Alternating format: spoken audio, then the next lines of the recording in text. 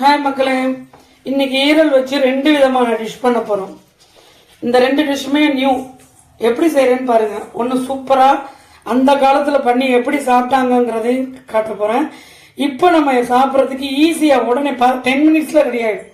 அது எப்படிங்கிறதுக்காக எதுல செய்ய போறோம், நம்ம மண் சட்டியில தான் பண்ண போறோம். ஓகேங்களா? ஓகே. இப்போ ஃபர்ஸ்ட் என்ன பண்ண போறோம், முதல்ல ஒரு வகை பண்ண போறோம். அதுக்கு இந்த ஈரல்ல கொஞ்சம் உப்பு மட்டும் போட்டுக்குவோம். என்ன பண்ண போறோம், உப்பு மாத்திரம் போட்டுட்டு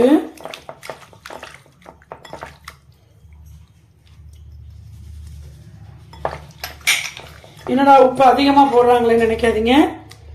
உப்பு கரெக்டாக இருக்கும் அதுக்கு போடுறதுக்கு. இந்த பாருங்க, தெரியுதுங்களா நான் என்ன பண்ணுறேன்னு? சிக்கு குச்சி இருக்குது பார்த்தீங்களா, தலைக்கு சிக்கு எடுக்கிற இடம், சிக்கு எடுக்கிற குச்சி இருக்கு இல்லைங்களா, அந்த குச்சியில் குத்திட்டு இருக்கேன்.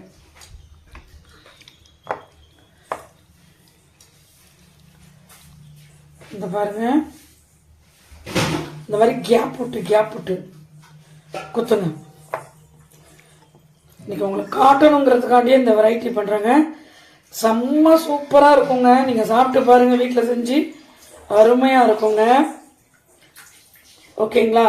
பண்டைய காலத்துல எப்படி மக்கள் சாப்பிட்டாங்க, இது ரொம்ப ருசியா, ஆயில் இல்லாம டேஸ்டியா இருக்குங்க. இந்த பாருங்க, நம்ம என்ன செய்யறோம், அடுப்புல வச்சு இந்த ஈரலை சுடுறோம். அடுப்புல வச்சு இந்த ஈரலை சுடுறோம்.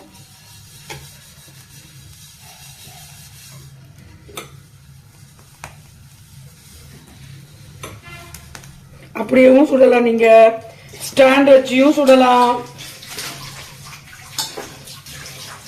ரொம்ப டேஸ்டியா இருக்குங்க.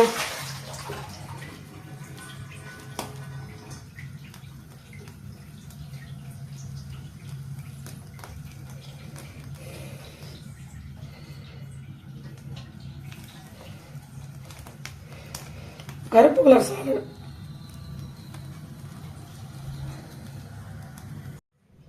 இங்க பாருங்க மக்களே, எப்படி சுற்றுக்கோம் பாருங்க. ஈரல் எப்படி குக்கா இருக்குன்னு பாருங்க. இது ஆறுன பிறகு எப்படி இருக்குன்னு டேஸ்ட் பண்ணி பார்ப்போம். சூடு ஆறட்டும்.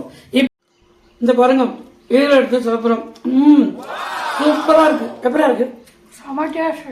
சாஃப்டா இருக்கு, செம்மையா இருக்கு. இந்த பாருங்க, மாவா வெந்திருக்கு பாருங்க.